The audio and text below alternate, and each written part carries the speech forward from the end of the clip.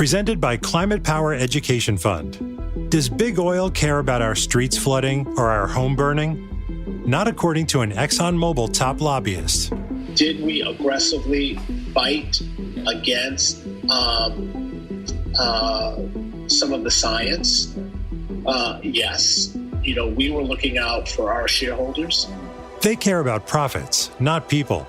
Learn more at polluters.exposed. Imagine being able to travel at the speed of light. Really short commute, huh? But think of this.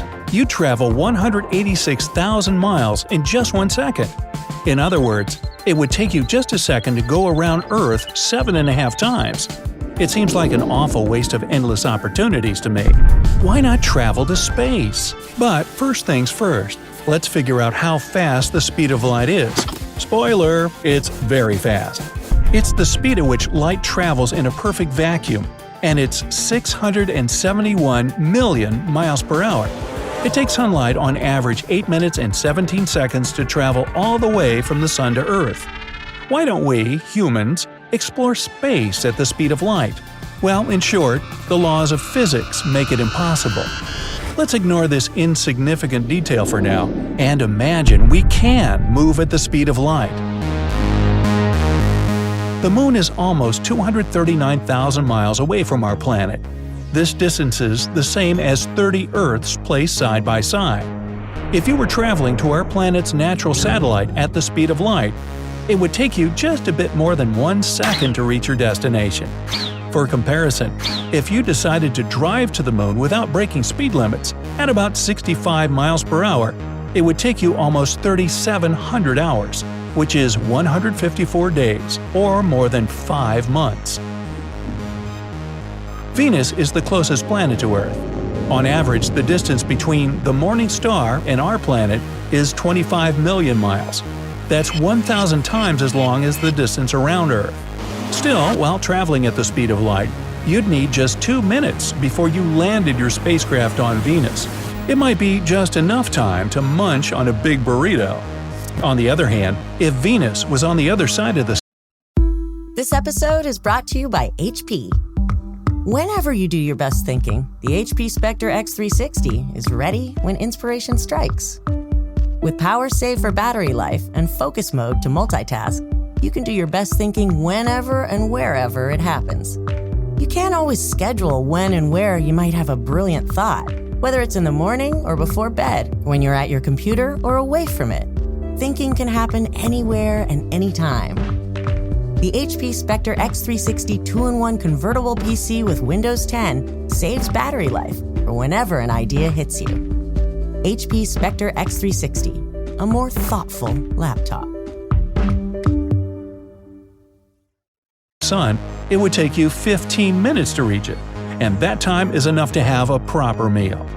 If you had to use a car, the trip to Venus would take you almost 400,000 hours, which is about 44.5 years.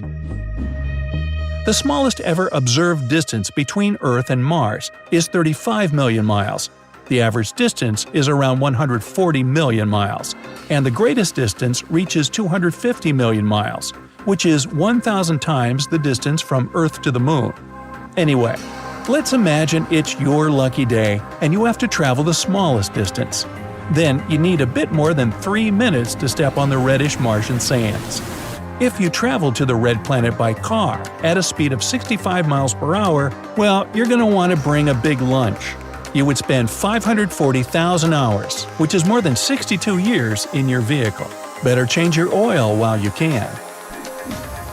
The average distance between Mercury and Earth is 48 million miles, which is 10,000 times as long as the distance between Los Angeles and New York.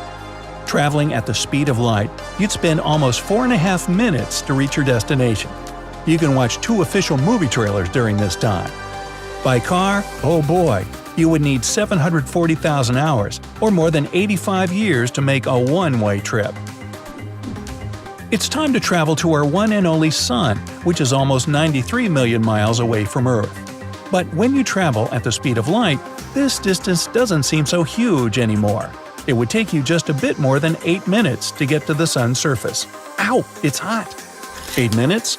That's almost enough to watch a YouTube video. Traveling by car is another story. You would be stuck in it for about 1.5 million hours. It makes 165 years in space, way too long. You visited all the nearest sites, and it's time for longer trips. How about traveling to Jupiter? The distance between this planet and Earth varies, with the smallest being 365 million miles and the greatest more than 600 million miles. Let's assume you don't have to travel that far. Even so, you'd need about 32 minutes to reach the largest planet in the solar system. That time is enough to have a nap. But if you went by car, you would spend several lifetimes to cover the distance, which is 150,000 times as long as the Mississippi River. To be precise, it would take you almost 650 years.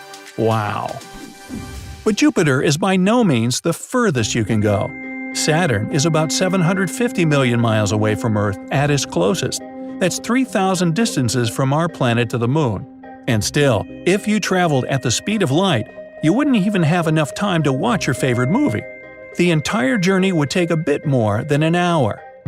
By car, well, you would spend more than 1,300 years to reach Saturn. That's what I call a long-haul flight. Better hope they have meal service and some entertainment. And now, let's use that speed of light to the fullest and go to Uranus. Get your spaceship thoroughly checked, because you'll have to travel 1.6 billion miles. That's the closest Uranus has ever been to Earth. Thanks to your lightning-fast speed, the trip wouldn't take too much time, just a bit more than 2 hours. By car, you'd need almost 3,000 years to reach Uranus. It's 150,000 times as long as the Apollo 11 mission. Be careful, at one point, you might get bored. With your ability to move at the speed of light, you could even travel to the outskirts of the solar system, toward the Oort cloud. Rumor has it the Oort cloud might contain more than 1 trillion, that's 1 million comets. You'd need 3 years to reach that faraway place. That's enough to see all the movies on your to-watch list, read at least 100 books, or write your own one. Now, don't even consider driving to the Oort cloud. It would take you millions of years to reach your destination. You can also visit the closest to Earth star other than the Sun, Proxima Centauri. It's more than 24 trillion miles away from our planet. That's 24 with 12 zeros. No worries, I get confused too. But if you decide to set off on such a journey, be ready to spend 4 years to get there. A road trip to Proxima Centauri would take 44 million years. Your trips get longer and longer. You're about to visit the center of our home Milky Way galaxy. The thing is really big, more than 100,000 light-years in diameter and another 1,000 light-years thick. By the way, remember 1 light-year is the distance light travels in a year, and it's about 6 trillion miles. Plus, the Milky Way galaxy is home to 400 billion stars and even more planets. To get to the center of the Milky Way, you would have to travel a distance of 25,000 light-years. Even at the speed of light, it would still take you, guess what, 25,000 years. By car, it would take a bit longer. Make up a number, that's still too small. But say you're getting ambitious. Why not visit the closest to Earth large spiral galaxy? That'll be the Andromeda Galaxy. In this case, you need to pack as many supplies and entertainments as possible, because the trip would take 2.5 million years. Me? Well, I think long before this point, I'd just bail and go visit Niagara Falls.